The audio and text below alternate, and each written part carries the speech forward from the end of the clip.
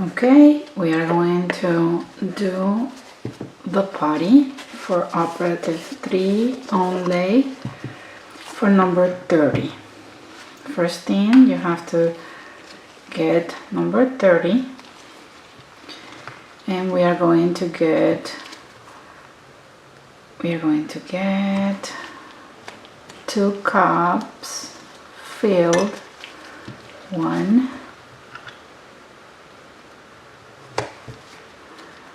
2, see that I'm flattening it out, and now we do the same thing for number 2. This seems to be the same putty that you have, guys, but it's not really the same one. This is super faster, so you will have more time to do this one, okay? However, I like to do 2 spoons of each because it gives me more material to cover not only the 2 that I am going to take care of, but also as much as on the attached gingiva.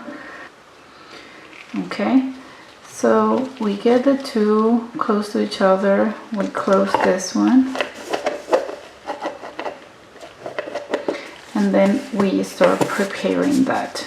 Okay, so what we have to do is get them together, right, and then try to fold as fast as you can, because this is going to be super fast. We should do it with gloves until you can do sometimes like this. See, if it is different colors like that, it doesn't work. Okay, it has to be done evenly. The mix has to be perfectly evenly. Okay, and before it gets harder, you have to place it on the tooth. All right.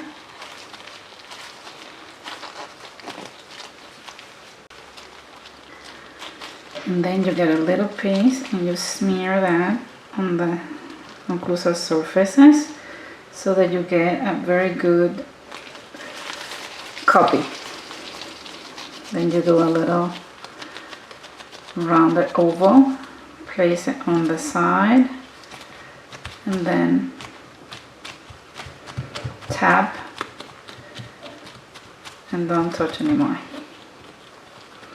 Try to do it as close to the vegetable as possible. See here.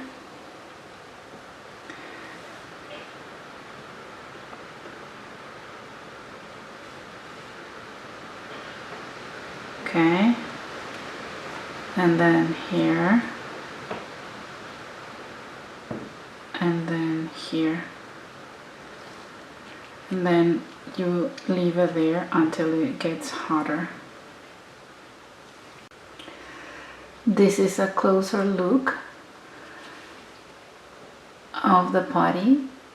We are going to get closer, and now you can mark.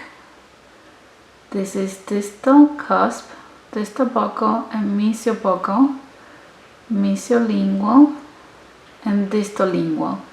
So this prep that we are going to do is an MOL. Therefore, we are going to remove the mesiolingual cusp, and then our cut should be from the mesiolingual cusp to the mesiobuccal cusp. All right, so we are going to mark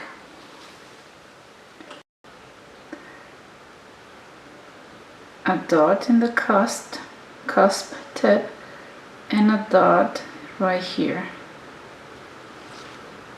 Okay, and then you're going to connect both dots. You don't have to do it with a pencil.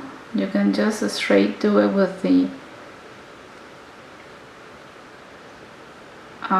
blade. But this can give you just a guidance how you're going to cut. All right.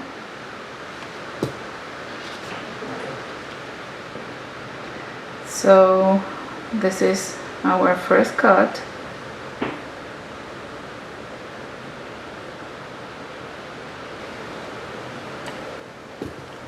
You have the cut there. You can follow the cut also on the outside. This is a way. There are many ways. There are many ways. Don't try to tear it out because it will not work nice later. It has to be cut, okay? And then you have two parts.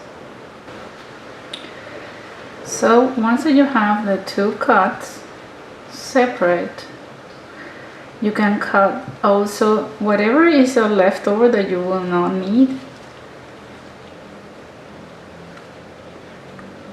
So you can cut it here on the distal portion of number 32. And don't cut these areas because this will give you a stability when to sit it together. All right. On this side, you don't really need to cut the canine. You don't need to cut this area. If you want it look nicer, you can cut it, but there is no need really to cut it. Okay. The longer it is better. You should mark them as well. This is mesial side. This is distal side. So now observe, let's get a little bit closer. Now observe how this is going to be seen on the mesial side. So now you can observe how the putty is adapted, and observe how it goes into the central fossa. You see right here, it is totally in. There is no space between the putty and the occlusal surface.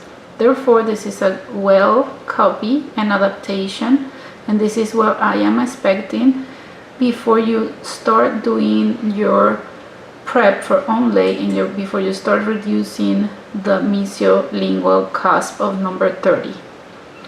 Then we also are going to observe the mesial side, okay, mesial side of the putty that we have created.